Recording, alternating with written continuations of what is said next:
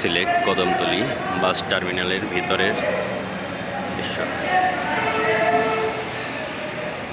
খুবই চমৎকার। সচক্ষে না দেখলে কেউ বিশ্বাস করবে না যে এত পরিষ্কার পরিচ্ছন্ন টার্মিনালটি।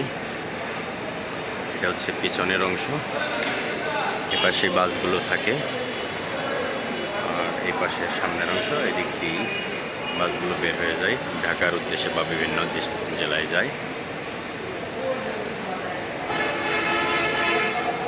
যাত্রীদের বসার সুব্যবস্থা।